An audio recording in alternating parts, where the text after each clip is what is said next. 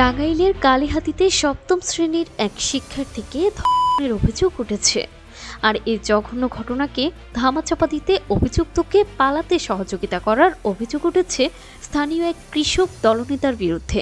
ঘটনাটি ঘটেছে রবিবার দুপুরে উপজেলার ঘড়িয়া এলাকায়। ভুক্তভোগী শিক্ষার্থী বাড়ির পাশে শাক তুলতে গেলে প্রতিবেশী মানিক মিয়া তাকে জোরপূর্বক মুখ চেপে ধরে পাশের একটি মেশিন ঘরে নিয়ে করে এবং ঘটনা কাউকে জানালে প্রাণে মেরে ফেলার হুমকি দেয়। আমি শাক তুলতে গেছিলাম, মানে আমার জোর করে তুলে এনে দর্শন করছে মেশিন গাড়ি। কয়টার দিকে ঘটনা?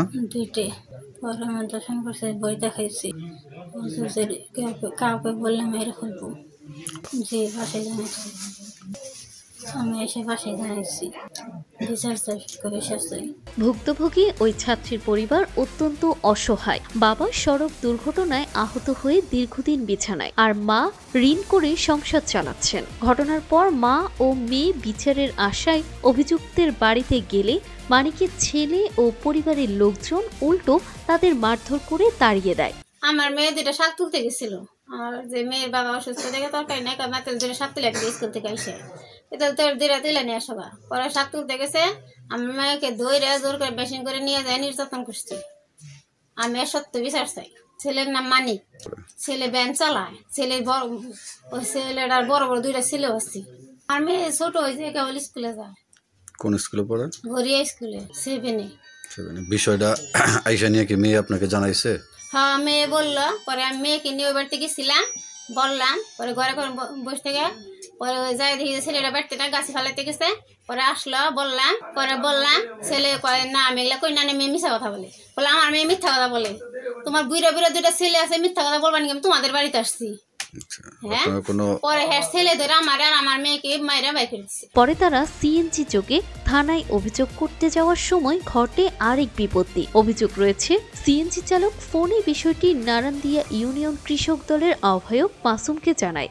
মাসুমের নির্দেশে চালক তাদের থানায় না নিয়ে মাসুমের বাড়িতে নিয়ে যায়। অভিযোগ উঠেছে এই কৃষক দলনেতা মাসুদ অভিযুক্তের কাছ থেকে মোটা অঙ্কের টাকা নিয়ে বিষয়টি ধামাচাপা দেওয়ার চেষ্টা করেন এবং সালিশি বৈঠকে নাটক সাজিয়ে অভিযুক্ত মানিককে পালাতে সহায়তা করেন। নেমবারকে বললাম যে আমি তাহলে কেস করতে যাইতেছি। পরে যাইতে নিয়েছিলাম, পরে রাস্তা থেকে ফিরাই নিয়ে আসলো, বলো তাহলে আসো, তাহলে বিচার দিল। তার জন্য আসছিলাম ফিরে। কে বলছে?